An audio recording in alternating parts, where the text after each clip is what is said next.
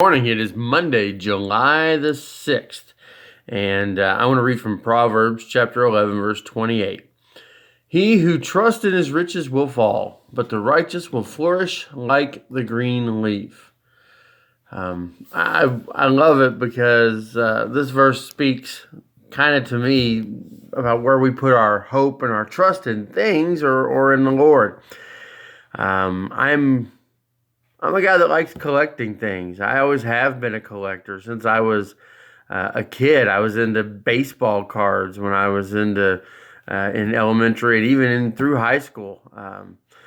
I loved collecting baseball cards. I liked finding an old card that was worth something or of a player that I liked. And I had friends that also collected, and we would get together and we would trade cards and try to find something new and special that we wanted of either our favorite player or something that was missing from a collection.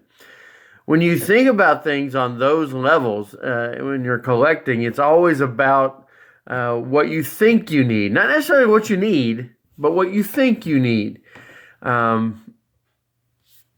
It's the allure of something new. It's the captivation. And if we had this, if I could just find that rookie card of that particular player, or if I could just complete that set, then I feel like I've arrived. I'd like to say it's gone away as I've gotten older, but it hasn't. I still collect. I just collect different things now. I don't collect sporting cards. I collect TV seasons and DVDs of movies, and I've got a vast collection, but it's never going to be complete. Even though I know that, I still want to collect more. Why do things never seem to satisfy us? Why do we never seem to be happy with what we've got at the current? And I think it's because God created us to be filled by Him, not by some earthly measure of what it means to have something.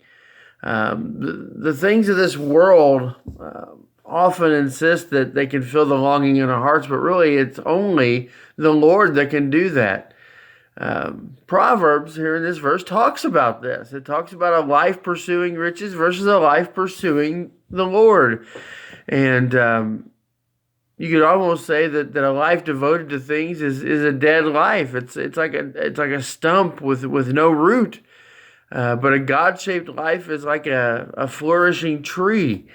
I mean, think about that. Two ways of life. One is flourishing and fruitful. The other is hollow and barren. But the world would insist that material abundance equals the good life. In contrast, God invites us to be rooted in Him. To be like what it says in Psalm 1, to be that tree that is rooted by the living water. We need to be experiencing our life by trying to center our lives in Him. And as we're shaped by that relationship, that should be what influences us. God is the one that is going to be at work through us and in us. But we have to be in the Word. We have to be in Him, and completely making Him what centers our life.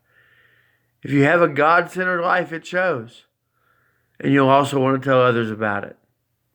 I hope you have a great day, and we will see you again tomorrow.